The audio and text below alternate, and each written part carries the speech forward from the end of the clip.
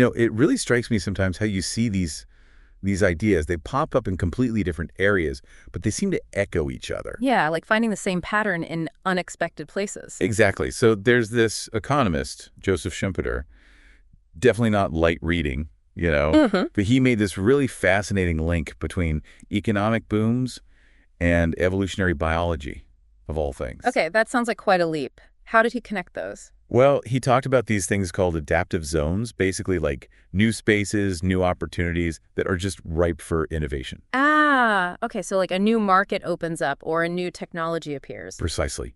And then he described this swarming effect, entrepreneurs just rushing in to capitalize, a whole flurry of activity, new companies, new ideas. That makes sense. You see an opportunity, you jump on it. Right. But here's the twist, the really interesting part.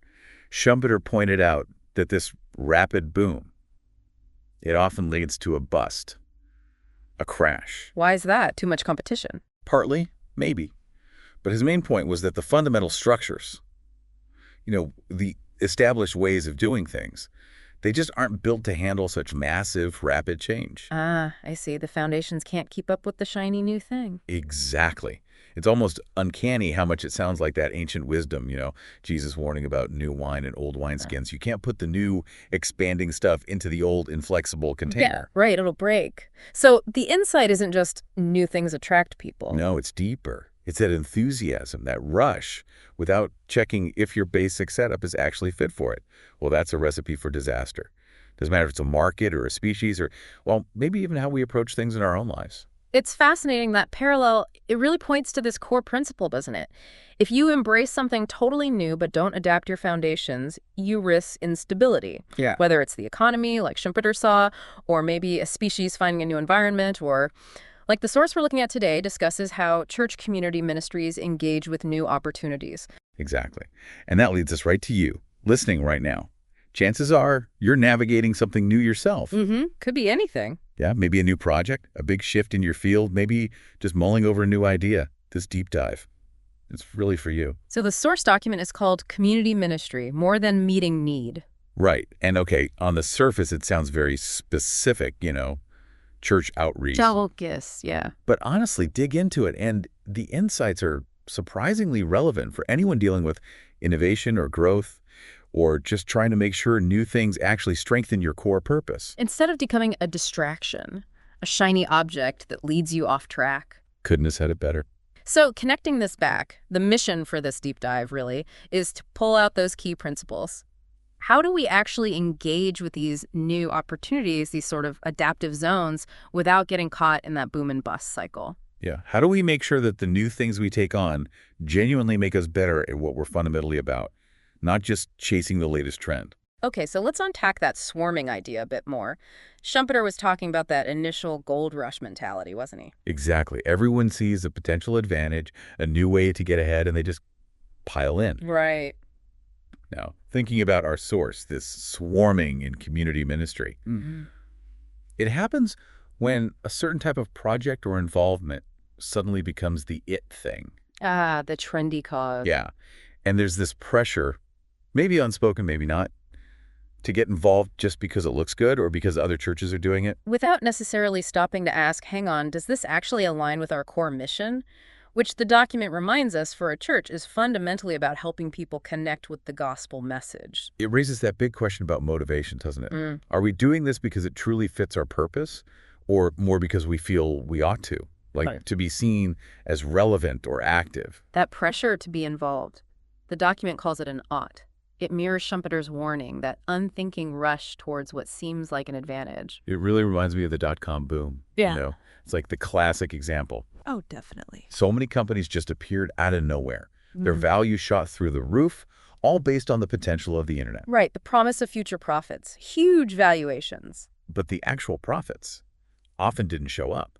Some companies even did, frankly, unsustainable things to keep the appearance going. And then the bubble burst. A massive crash, loss of trust, loss of value. And the biological parallel is just as striking. A species enters a new adaptive zone, maybe finds a new food source. But if that whole process is too disruptive, if it doesn't actually enhance its core ability to survive and reproduce. It can actually be detrimental. It can overwhelm the species. Exactly. So bringing this back to you listening, Any hot new trend or innovation in your world can trigger that same swarm. Everyone's talking about it, everyone's jumping in, it feels like you have to be involved. But real, lasting success, Yeah. it's not just about following the crowd. It means digging deeper, asking how this new thing actually fits with your core purpose.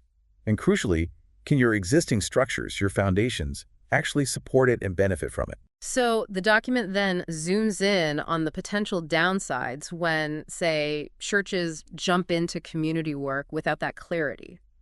There's a very real risk of that boom and bust cycle happening within the community involvement itself. Right, you get this initial burst of enthusiasm, lots of energy. Everyone's excited. Yeah, but if it doesn't genuinely connect back to that core mission, sharing the gospel, in this case, that energy can just fizzle out. It becomes unsustainable. And this is where it gets really interesting, I think. They bring in this sociological viewpoint from back in the 1970s. Yeah, this is a key piece. Sociologists back then were puzzled.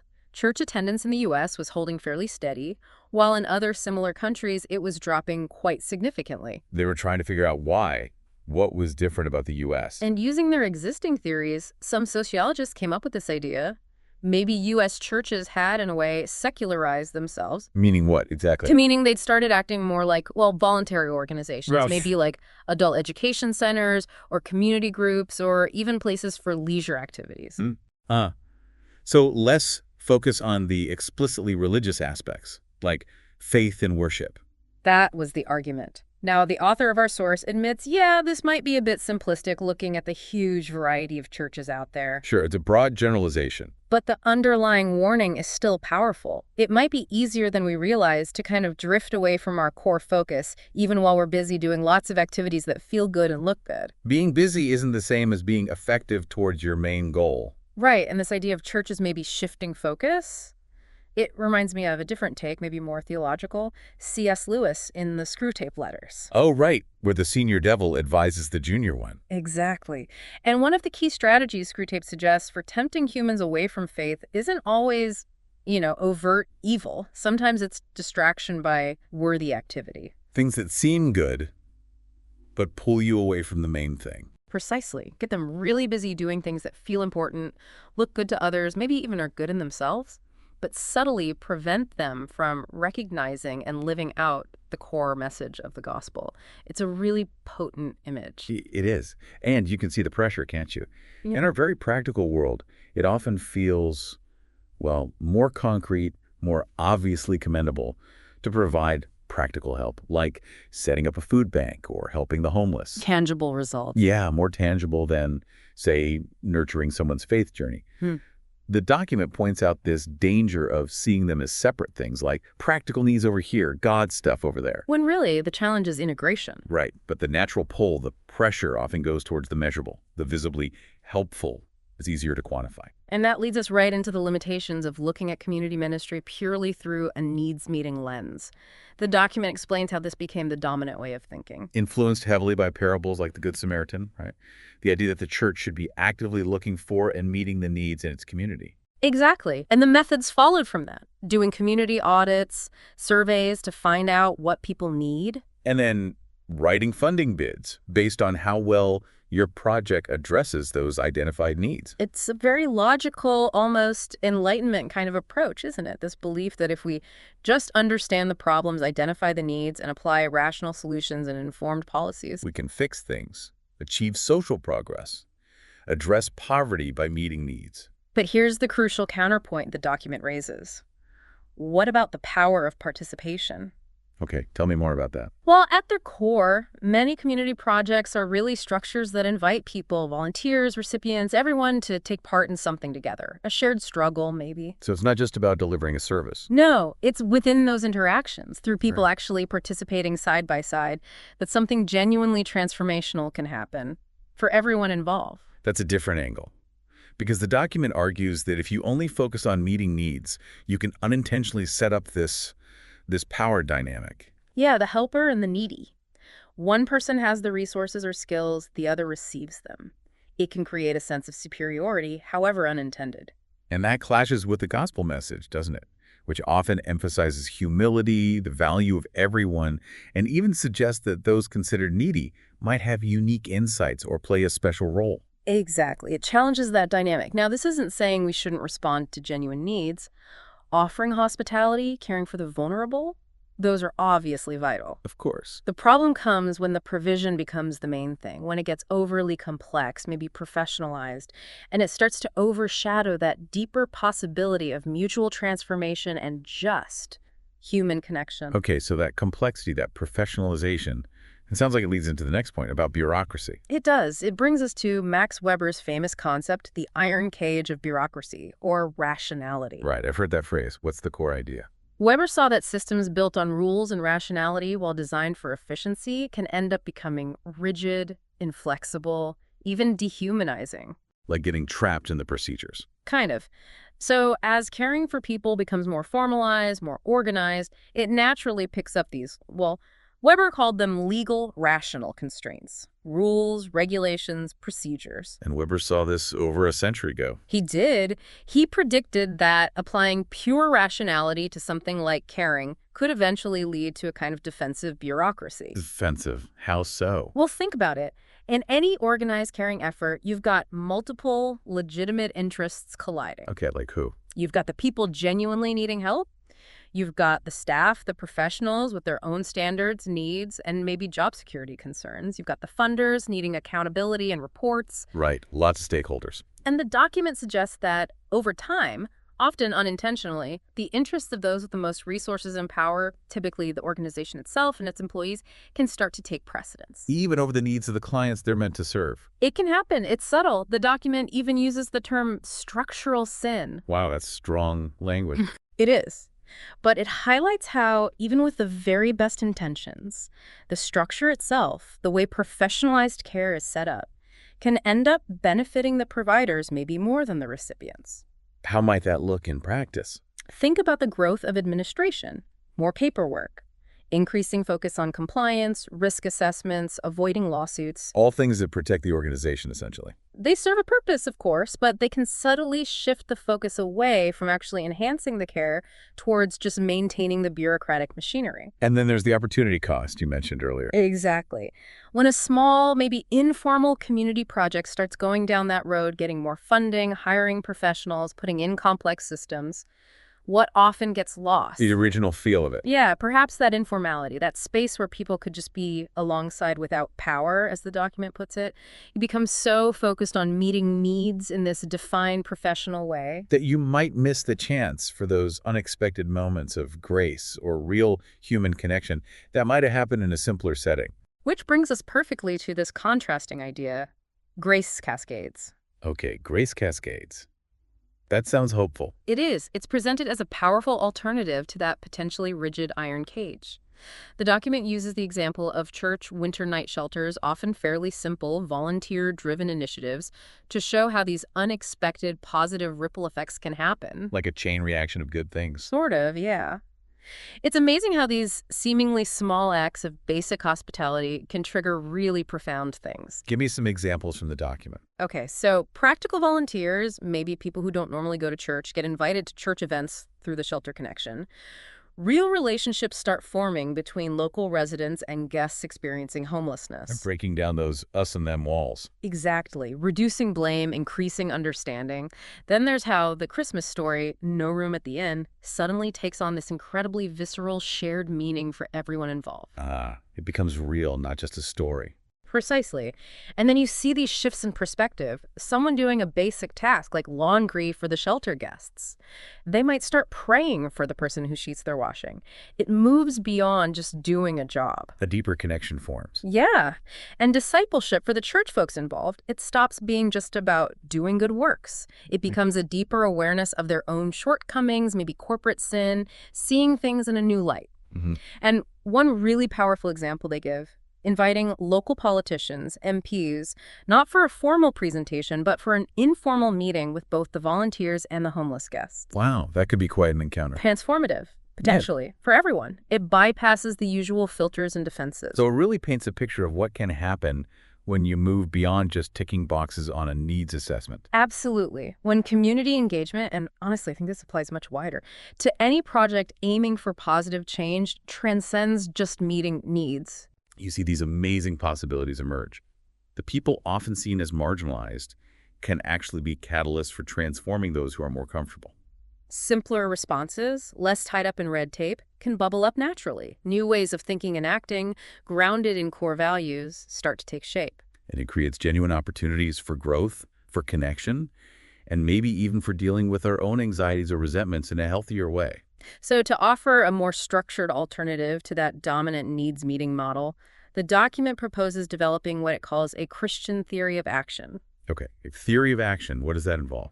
It draws on the philosopher Alasdair MacIntyre. He stressed how important it is for us to articulate our shared human telos, like our ultimate purpose or end goal. Especially now when things feel so fragmented, maybe. Exactly. MacIntyre argued that in our modern post-Enlightenment world, we've kind of lost that shared moral compass. But faith communities, the document suggests, often still hold on to a clearer sense of purpose. So historically, there was a clearer framework. MacIntyre would say yes. Before the Enlightenment, there was often a shared understanding of here's humanity as it is, here's humanity as it should be, according to its purpose, and here's how we bridge that gap through ethics and virtue. Okay, I follow.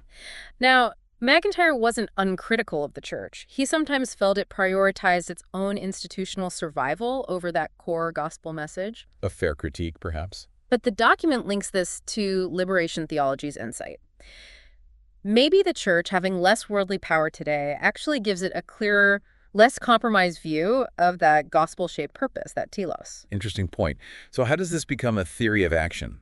A theory of action is basically a tool. It helps connect our day-to-day choices and actions back to that big picture understanding of our purpose. It helps us prioritize what really matters in light of our telos. Makes sense. So what are the key elements of this proposed Christian theory of action? The document lays out three main elements. First, the importance of struggle. Struggle. We usually try to avoid that. Right. But the document argues that struggle is actually central to human history, and definitely central to discipleship. Ignoring it or trying to smooth it over misses something vital.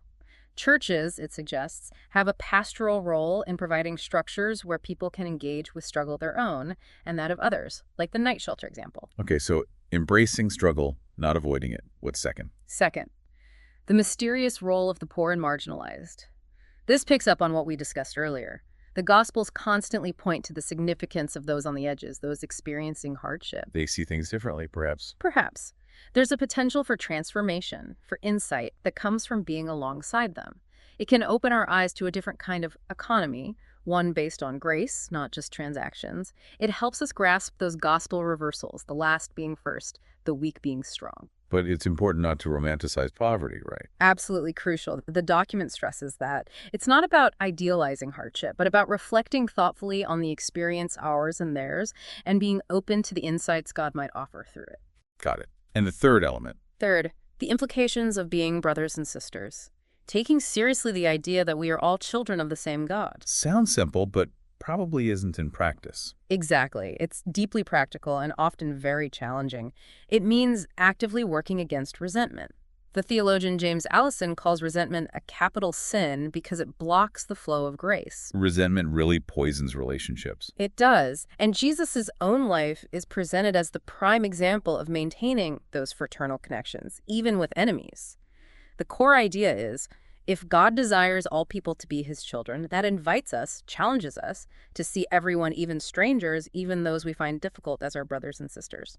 So this whole theory of action, it moves things beyond just fixing problems or meeting needs. Right. It grounds our actions and relationships in that shared identity. It helps us recognize those thin places where God seems particularly present, often in unexpected circumstances. And it gives us a framework for practicing freedom from resentment, which is huge. Okay, so bringing this all together as we wrap up, the core message seems to be that moving beyond just a surface-level, needs-driven approach. Whether that's in community work or innovation or any field, really. It opens up much deeper possibilities. Real transformation, those unexpected blessings, the grace cascades, and a richer understanding of who we are and what we're ultimately about. Yeah, a much more profound sense of shared humanity and purpose. So that really leaves a final thought, maybe a challenge for you listening. In the things you're involved in, your projects, your work, your life, are you mainly focused on fixing the immediate problem, meeting the obvious need? Or are you also, consciously or unconsciously, creating spaces for that shared struggle, for connection, for the unexpected positive things, those grace cascades that might just ripple out. How might shifting your perspective even slightly unlock a deeper, maybe more sustainable impact? How might it foster more genuine connections? Something to think about.